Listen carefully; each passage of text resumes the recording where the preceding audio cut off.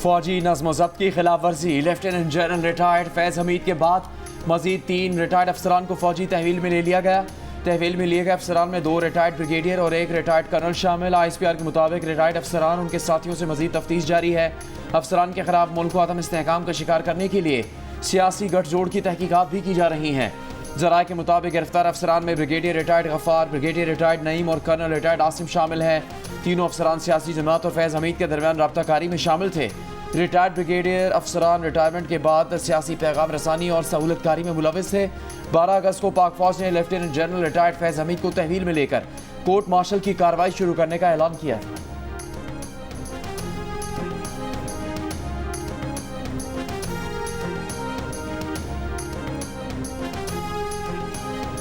General फैज़ हमीद हमारा असासा थे, उन्हें ज़ाया कर दिया गया। फैज़ हमीद को नहीं हटाना चाहते थे। वो तालिबान और अफगान हुकूमत के साथ इंगेज थे। बानी PTI की अडियाला जेल में सहाफ़ियों से गुफ्तगू। इल्ज़ाम आयद किया कि जनरल बाजवा ने अपनी एक्सटेंशन के लिए जनरल फैज़ को हटाया, उनकी हुकूमत गिराई। ख्वाजा आसिफ ने कहा है कि जनरल बाजवा एक्सटेंशन चाहते थे, ये उनके मौक़िफ़ की तायद है। अब जितनी दहशतगर्दी हो रही है वो इसका जिम्मेदार बाजवा को ठहराते हैं। जनरल फैज़ को हटाने पर उनकी जनरल बाजवा से सख्त तलखी हुई थी।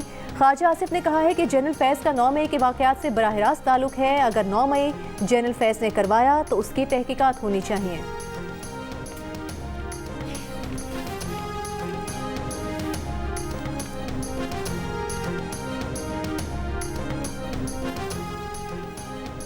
बानी PTI की सहूलतकारी पर साबिक डिप्टी सुपरिटेंडेंट अडियाला जेल का नेटवर्क पकड़ा गया।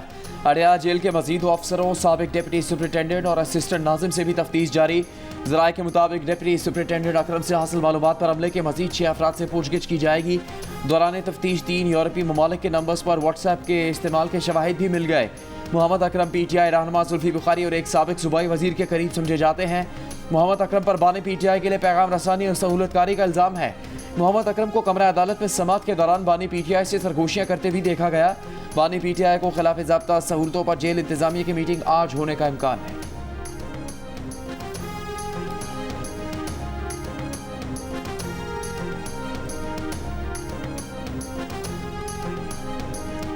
बानी PTI अपनी गिरफ्तारी के बाद भी मुतादिद ज़राए से जनरल फैज़ हमीद के साथ राबते में थे।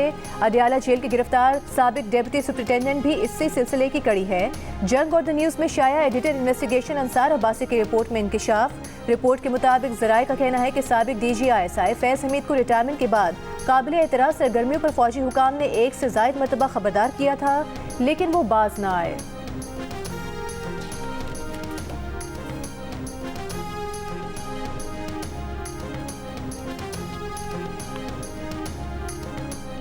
जनरल रिटायर्ड फैज़ हमीद के इक़दाम में बानी PTI की ख्वाहिश शामिल थी। तहरीक अदम एतमाद के वक्त भी फैज़ हमीद बानी PTI से राबते में थे। वफाकी वज़ीर इत्तलात तारड़ ने कहा कि गिरफ्तार किए गए लोगों ने इंतशारी टोले के साथ मिलकर कार्रवाइयाँ की। बानी PTI जेल में बैठकर इन सबको लीड कर रहे थे। लगता है अभी मजीद गिरफ्तारियाँ होंगी। वज़ीर दिफा ख्वाजा आसिफ का कहना है कि 9 मई को फौजी तनसीबात पर जो हमले हुए, इन मकामात की शनाख्त और निशानदही में जनरल फैज़ हमीद का किरदार था। जनरल फैज़ ने आर्मी चीफ की तैनाती के वक्त मुतल्लिका हल्कों के साथ कोशिश की कि उन्हें आर्मी चीफ बनाया जाए। उन्होंने अपने माजी के किरदार की वजाहतें भी दी और आने वाले वक्त की यकीन दहानियाँ भी करवाईं। जनरल फैज़ ताकत की इंतहा चाहते थे। जब जनरल फैज़ को आर्मी चीफ नहीं बनाया गया तो उन्होंने PTI के परेशान जहन को इस्तेमाल किया और 9 मई के दिन फौजी अहदाफ की निशानदही की।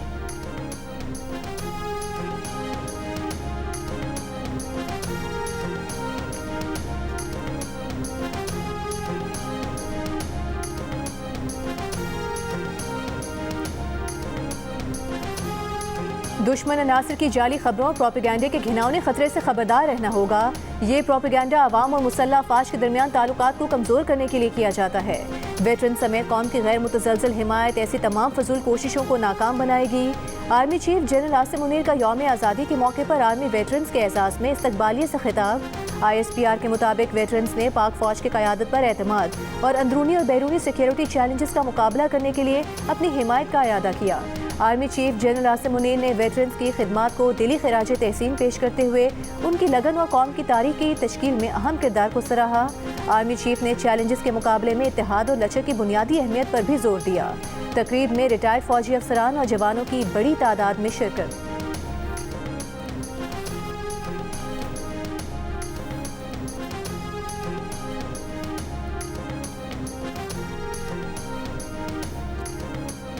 अवाम को महंगाई खासतौर पर बिजली के महंगे बिलों में रिलीफ देने पर गौर। मुस्लिम लीग नून के सदर नवाज शरीफ ने कहा कि बिजली के महंगे बिल अवाम के लिए नाकाबिल बर्दाश्त हैं। PTI की लाई तबाही, महंगाई और महंगे बिल लाई।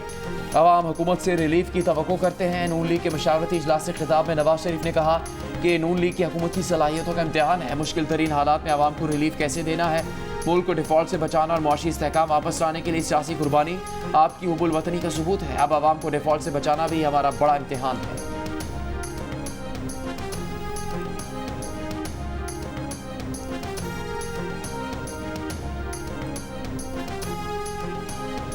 कौमी असम्बली में अपोजिशन लीडर उमर अयूब का कहना है कि जनरल फैज हमीद के कोर्ट मार्शल पर कानून अपना रास्ता खुद बनाएगा।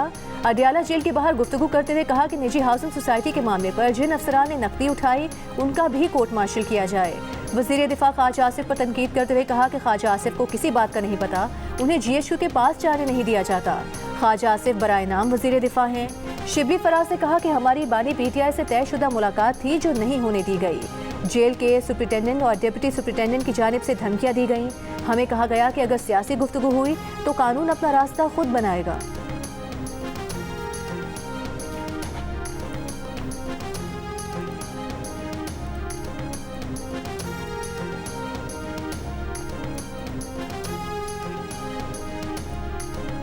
क्या ये दुरुस्त है कि जनरल बाजवा साहब जो हैं वो आपके सामने भी मार्शला की बातें करते थे, धमकियां देते थे, मैं मार्शला लगा दूंगा? एक सिटिंग में उन्होंने जिसको कहते हैं इस तरफ भी इशारा किया, जो आप बात कर रहे हैं ये एग्जैक्टली ये भी इशारा किया कि मैं मार्शला लगा दूंगा। जी जी जी जी। साबिक army chief general retired Qamar Javed Bajwa ने मार्शल लॉ लगाने की धमकी दी थी। वज़ीर दिफा ख्वाजा आसिफ का प्रोग्राम कैपिटल टॉक में इंकिशाफ। कहा बाजवा ने मार्शल लॉ की बात अकेले उनके सामने ही नहीं बल्कि मजबे के बीच में भी की थी। प्रोग्राम के मेज़बान हामिद भी ने पूछा कि क्या मार्शल लॉ की धमकी पर जनरल बाजवा का एहतसाब नहीं होना चाहिए। ख्वाजा आसिफ ने जवाब दिया, वो कौन होते हैं बाजवा का एहतसाब करने वाले?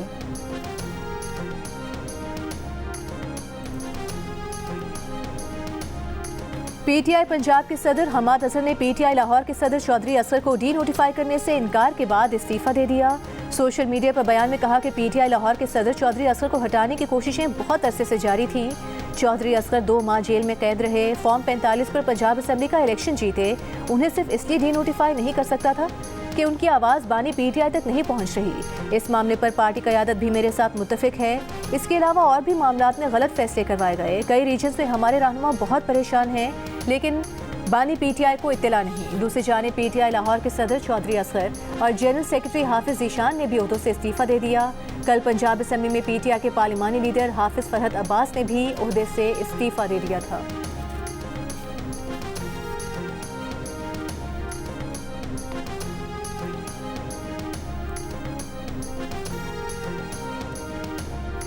इंटरनेट सर्विस फराहम करने वाली कंपनीज पर फायरवॉल इंस्टॉल। दूसरा ट्रायल भी मुकम्मल। टेलीकॉम ज़राए के मुताबिक फायरवॉल डीप पैकेट इंस्पेक्शन की सलाहियत की हामिल होगी, जिससे सोशल मीडिया पर प्रोपेगेंडा पॉइंट की निशानदेही हो सकेगी। प्रोपेगेंडा करने वाली ID को ब्लॉक किया जा सकेगा। इंटरनेट सर्विस 2 से 3 दिन में मामूल पर आने का इम्कान। सोशल मीडिया सर्विसेज आइंदा 2 से 3 रोज़ में मामूल पर आ जाएंगी। विफाकी वज़ीर मुमलिकत बराए IT शिजा फातिमा का कहना है कि साइबर सिक्योरिटी के हमलों से बचने के लिए फायरवॉल इंस्टॉल की जाती है।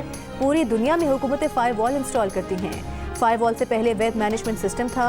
हुकूमत अब सिस्टम को अपडेट कर रही है। इंटरनेट के सुस्त रवि से मुतालिक इंटरनेट सर्विस फराहम करने वाली कंपनी से डेटा मांगा है। सेनेट कमेटी इजलास में सेक्रेटरी IT ने इंटरनेट सर्विस सुस्त होने का मलबा मोबाइल ऑपरेटर्स पर डाल दिया।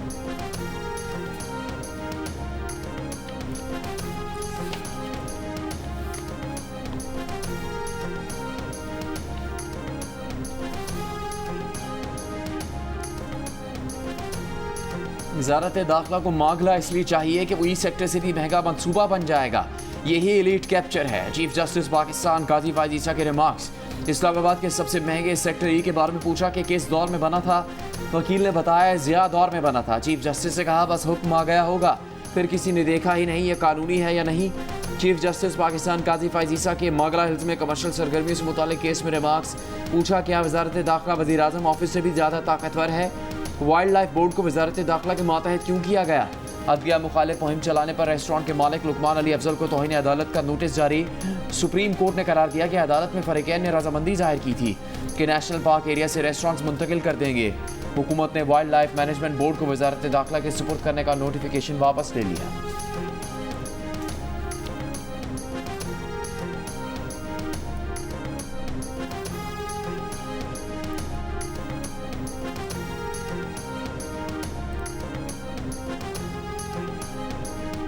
मारगला हिल्स नेशनल पार्क में कमर्शियल सरगर्मी और हाउसिंग सोसाइटी के केस की समाअत के दौरान 190 मिलियन पाउंड केस का तस्करा। चीफ जस्टिस पाकिस्तान काजी फाइज ईसा ने रिमार्क्स दिए कि 190 मिलियन पाउंड वाला भी बिल्डर ही था। बिल्डर के खिलाफ कोई खबर नहीं चलेगी। हमने हुक्म दिया तो अदालत को गालियां दी गई। हमने तो सिर्फ अवाम का पैसा वापस भेजने का हुक्म दिया। ऐसे माफिया से मुकाबले के लिए हमारे पास कोई मीडिया टीम नहीं। फौरन हुकूमत ने पैसा वापस किया, हमने उसी शख्स को लौटा दिया। मुस्तकबिल में वो मुल्क क्या सोचेगा, इनको पैसा दो, ये वापस उसी शख्स को दे देते हैं। सिंध में भी इस केस को दबा दिया गया। पैसे का मामला है लेकिन कोई एहतसाब नहीं। वज़ीर आला सिंध सैयद मुराद अली शाह ने अरशद नदीम को 50 मिलियन रुपए का चेक इनाम में दिया। वज़ीर आला सिंध ने अरशद नदीम को सिंधी सकाफती तहाइफ, अजरक, टोपी और शील्ड भी दी। वज़ीर बल्दियात सईद गनी ने शहर कराची में सड़क का नाम अरशद नदीम रखने का ऐलान किया। वज़ीर आला सिंध ने एथलेटिक्स अकेडमी कायम करने का भी ऐलान किया। गवर्नर सिंध कामरान टिसोरी ने ओलंपियन अरशद नदीम के हमरा प्रेस कॉन्फ्रेंस की। गवर्नर सिंध ने कहा कि अरशद नदीम ने कौम का सर फख्र से बुलंद किया। अरशद नदीम का कहना है कि कराची के अवाम की मोहब्बत बयान करने के लिए अल्फाज नहीं, यही मोहब्बतें प्लेयर्स को आगे बढ़ने में मदद देती हैं। अवाम को देखकर दिल कर रहा था कि अभी जेवलिन लूँ और वर्ल्ड रिकॉर्ड बना दूँ। उनका कहना था कि वो फिट रहे तो 2032 के ओलंपिक्स गेम्स में भी पाकिस्तान की नुमाइंदगी करेंगे। अरशद नदीम ने मज़ार कायद पर हाजिरी भी दी।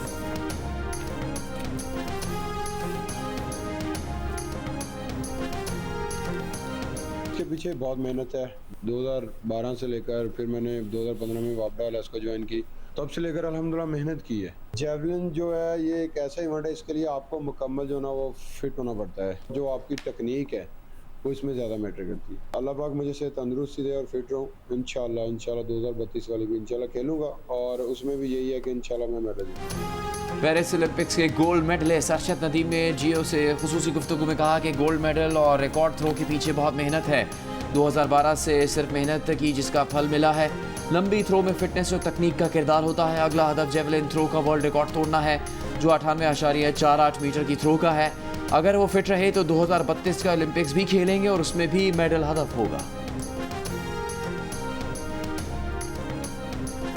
वज़ीर आला पंजाब मरियम नवाज ने पोजीशन होल्डर तलबा को इनाम देने की मंजूरी दे दी। वज़ीर आला पंजाब की हिदायत पर तलबा के एक उस्ताद को भी इनाम दिया जाएगा। वज़ीर आला पंजाब मरियम नवाज के ज़ेर सदारत इजलास में स्टूडेंट स्कॉलरशिप की भी मंजूरी दे दी गई। एलामिया के मुताबिक हुकूमत पंजाब 25,000 तलबा के तमाम तालीमी अखराजात अदा करेगी। वज़ीर आला पंजाब की हिदायत पर तालिबात के लिए ट्रांसपोर्ट प्रोग्राम का आगाज़। पहले मरहले में पंजाब के 60 गर्ल्स कॉलेजेस को बसें दी जाएंगी। जनरल बाजवा ने एक से ज़ायद बार कहा कि वो एक्सटेंशन नहीं चाहते। नए आर्मी चीफ की तकर्री में वो पसंद मुसलत करना या मेरिट से हटना चाहते तो उनके पास ऑप्शंस थे। मुनासिब होता ख्वाजा आसिफ इंटरव्यू में इन बातों को मद्देनजर रखते। स्पीकर पंजाब असम्बली मलिक मोहम्मद अहमद खान की मीडिया से गुफ्तगू। कहा पहले उन्हें लगा कि ख्वाजा आसिफ ने उन्हें रिक्रूट कहा तो नागवार गुजरा। उनके जनरल बाजवा से दोस्ताना ताल्लुकात थे और हैं, सियासी लेन देन नहीं था। मलिक मोहम्मद अहमद खान के रद्द-ए-अमल पर ख्वाजा आसिफ ने कहा कि मलिक अहमद खान उनके छोटे भाई हैं, उनके मशवरे से बात करेंगे, कोई नया तनाज़ा खड़ा नहीं करना चाहते।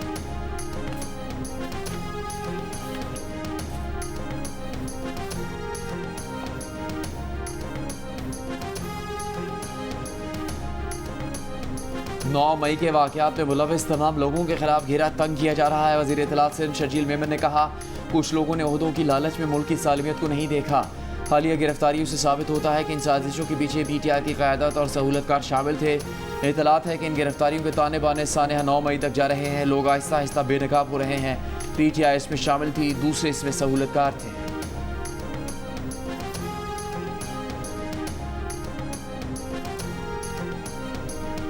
वज़ीर आला बलोचिस्तान सरफराज बुगटी ने कहा है कि इंटेलिजेंस इत्तलात हैं कि DC पंजगुर जाकिर बलोच का कत्ल कलअदम BLA ने किया। बलोचों की नस्ल कुशी इनकी तरफ से हो रही है।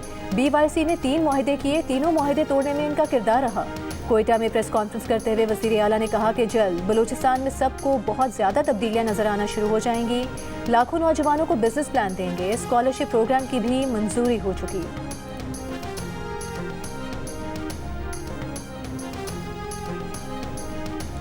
बुशरा बीबी से सानहा 9 मई के मुकदमात में तफ्तीश का पहला मरहला मुकम्मल। पुलिस की 6 रुकनी तफ्तीशी टीम ने 30 मिनट तक बुशरा बीबी से तफ्तीश की। DSP फौजिया ने बुशरा बीबी से सवालात किए। बुशरा बीबी से सानहा 9 मई के मुजाहिरों और जलाओ घेराव से मुतालिक दरियाफ्त किया। बुशरा बीबी से अहम तनसीबात पर हमले की मनसूबाबंदी से मुतालिक सवालात किए गए।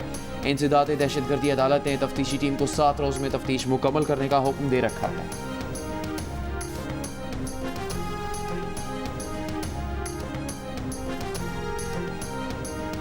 साबिक चीफ जस्टिस साकिब निसार ने कहा है कि वो अपनी तयशुदा मसरूफियात के तहत 7 अगस्त को लंदन पहुंचे थे।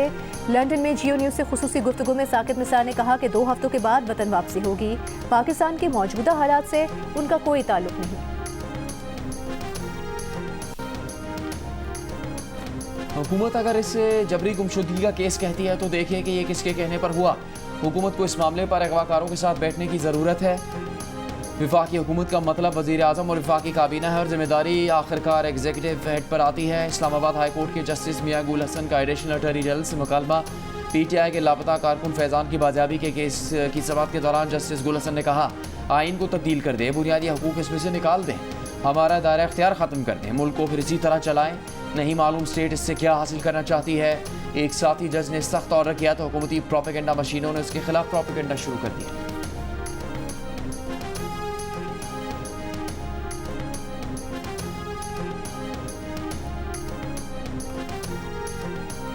190 मिलियन पाउंड रेफरेंस की समाअत के दौरान बुशरा बीबी ने अदालत को बताया कि नैब ने नए तोशाखाना केस में उन्हें सवालनामा दिया था। जेल हुकाम उनके कमरे से सारे कागजात उठा कर ले गए।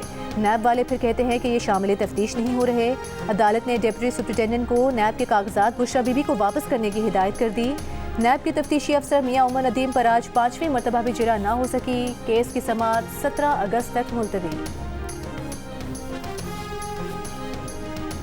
वफाकी वज़ीर दाखिला मोहसिन नकवी की बरतानिया के वज़ीर मुमलिकत बराए ख़ारजा अमूर हामिश फाकलर से मुलाकात। 2 तरफ़ा ताल्लुकात के फ़रोग़ पर तबादला ख़याल, ख़त्ते में पायदार अमन इस्तेहकाम और दहशतगर्दी के नासूर से निमटने के हवाले से भी गुफ्तगू हुई।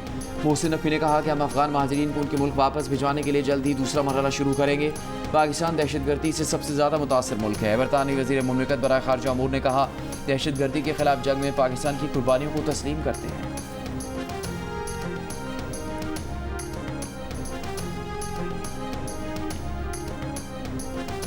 नारोवाल, शकरगढ़, जेहलम समेत पंजाब के मुख्तलिफ शहरों में मूसलाधार बारिश, नशेबी इलाके ज़ेरे आब। नाराबई में सैलाबी सूरत हाल से सकमाल कॉजवे ज़ेरे आब। आबी कटाव से सरहदी देहात का शहर से ज़मीनी रास्ता मुनक़ता। दादू में मोरो पुल के मुकाम पर दरियाए सिंध में पानी की सतह में इजाफा। सैलाबी पानी लाड़काना सेवन की हिफाजती पुश्तों से टकरा गया। मुतादिद देहात सैलाबी पानी के घेरे में आ गए। राबता सड़कें, खड़ी फसलें ज़ेरे आब। खैरपुर नातन शाह में सेम नाले में शिगाफ पड़ने से फसलें ज़ेरे आब आ गईं। बॉयज़ प्राइमरी स्कूल हाफिज़ खुशी मोहम्मद में बारिश का पानी अब तक मौजूद। तलबा का एहतजाज। शहीद बेनज़ीराबाद के 15 से ज़ायद गाँव में सैलाबी पानी दाखिल हो गया। वादी कागान में भागल के मकाम पर लैंड स्लाइडिंग से शाहराह कागान। दियामी में थिलची और रायकोट के दरमियान सैलाबी रेला आने से शाहराह कराकुरम बंद। ट्रैफिक की रवानी मुतासर।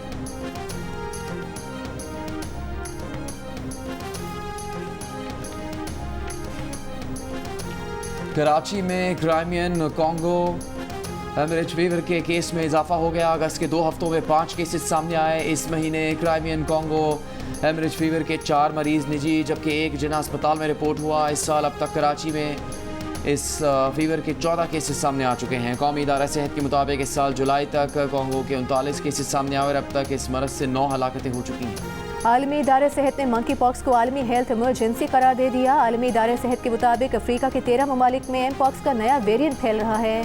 पाकिस्तान में अब तक मंकी पॉक्स के 9 केसेस सामने आए और 1 हलाकत हो चुकी। मुल्क के तमाम दाखिली रास्तों पर एम पॉक्स और जीका वायरस को रोकने के लिए इक़दामात का फैसला।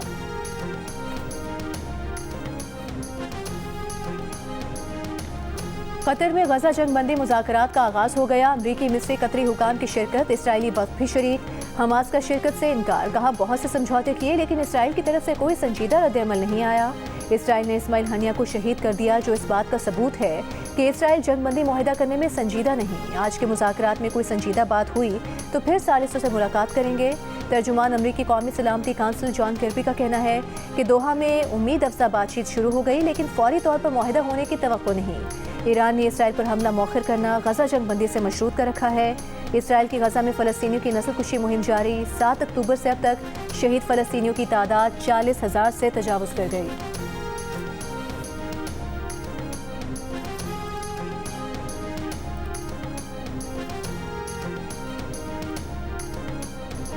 एम्बापे का रियल मैड्रिड के लिए डेब्यू पर शानदार गोल। रियल मैड्रिड ने अटलांटा को शिकस्त देकर छठी बार यूएफा सुपर कप जीत लिया।